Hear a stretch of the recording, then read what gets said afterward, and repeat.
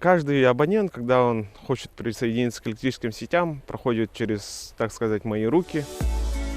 Участок 5500 абонентов.